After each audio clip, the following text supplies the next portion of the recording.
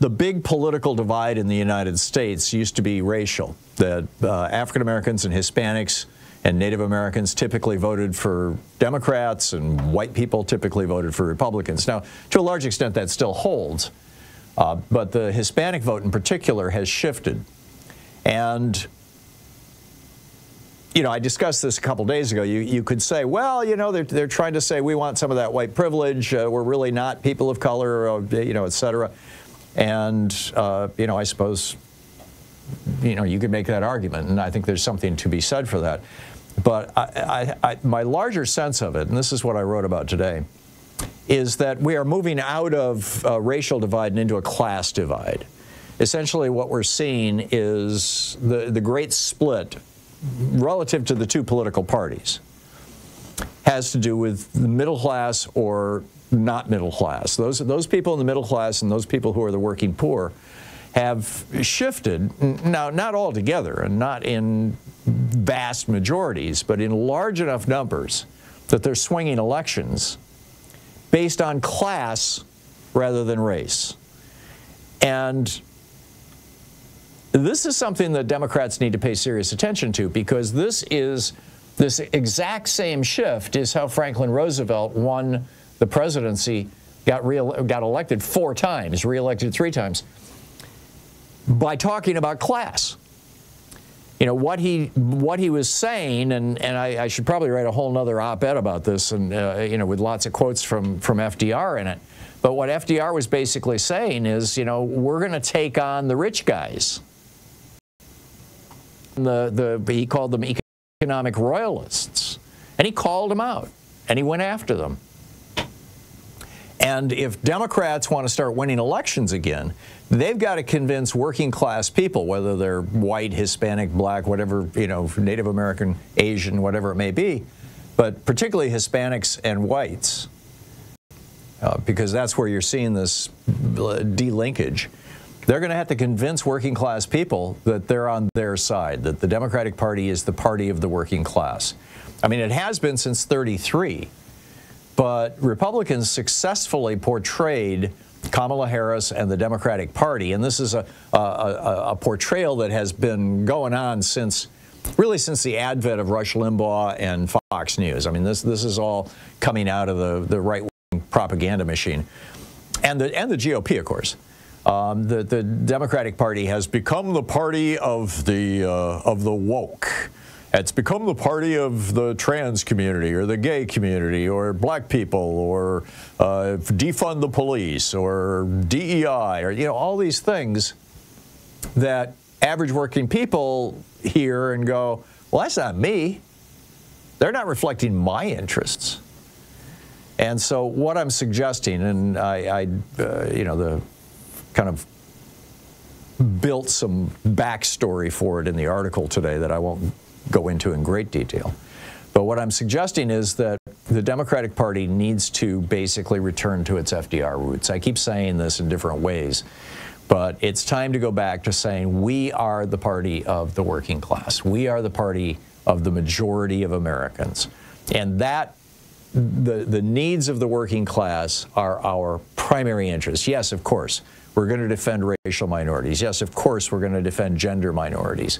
Yes, of course, we want to have more diversity, more equity, more inclusion. Nothing wrong with that.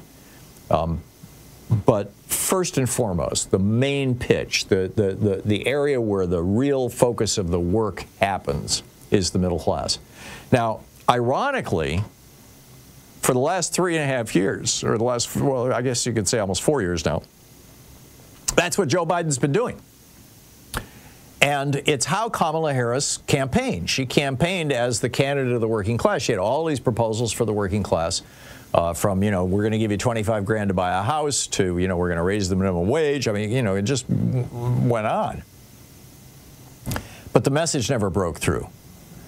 And, or another way to put it would be that the message was overwhelmed by the right-wing this massive right-wing media ecosystem propaganda machine and the billions of dollars that right-wing billionaires and big corporations threw into the election to saturate the airwaves with ads characterizing Kamala Harris as basically that her #1 priority was being an advocate for trans migrants in jail, which was the most viewed ad, the most effective ad that they did. It was, basically it was Willie Horton.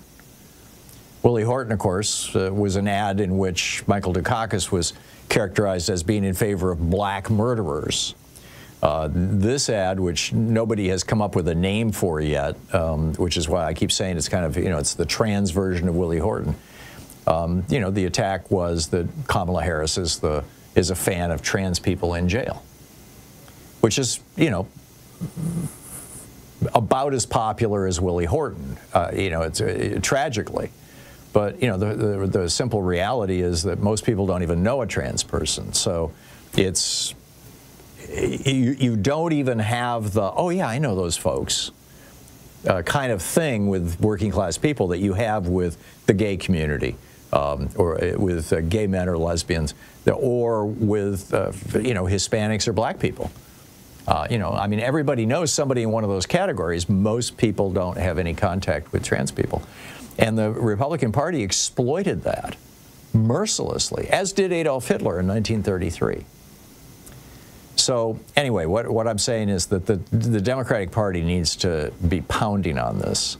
And throughout the next 4 years of the Trump presidency, or whatever it turns out to be, the Musk presidency, we need to focus on it like a...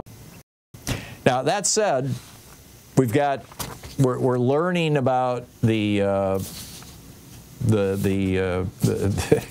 new members of Trump's cabinet. This is really fascinating. One of the first was, and the one who's getting probably the most attention is Pete Hegseth. Pete actually, I used to debate Pete. Now, this is more than a decade ago. He was the head of a veterans organization that was funded by right-wing billionaires. He denied that he was funded by the Koch brothers for a long, long time until he got busted. Somebody released a telephone conversation between him and the Kochs talking about it. But originally, he was a never-Trumper back in 2017 and 2016. In fact, Will Davis wrote a book about him. And he was all in favor of the Bush doctrine, of waterboarding, of torture, of the Iraq invasion. In fact, he continues to say the Iraq war is, good thing. This is how you do wars. But then, and he was protecting his brand for a Senate run, writes Will Davis over on Twitter. But as it turned out, Pete had his third kid with his Fox and Friends producer, who he was having an affair with on his second wife. And that kind of destroyed his brand. But he says climate change theory only exists to expand government. He suggested that there's no such thing as a moderate Muslim. He does not want women in combat. On Bush's torture regime, he said it's hard to argue with 8 years of safety since 9/11. On poverty in America, he joked that poor people have cell phones and internet access. Why should we be helping them? My words, not his. His exact words were, I mean, poverty here is saddled with a cell phone and internet access. Whoa, whoa, whoa. He was also a fanboy of Paul Ryan and once promised to cut Social Security and Medicare if he was elected. He wanted to privatize the Veterans Administration. This is the guy who's going to be our new Secretary of Defense. And he lied about working for the Koch brothers, as I said. He also, once he did a segment on his TV show on Fox, where he went to Minneapolis's West Bank, there's a large Somali population there, black immigrants, and claimed it was a Sharia law no-zone. Will Davis writes, that night, 10 feet from where he filmed it, Aaron Ruptar and I drank beer and played bocce.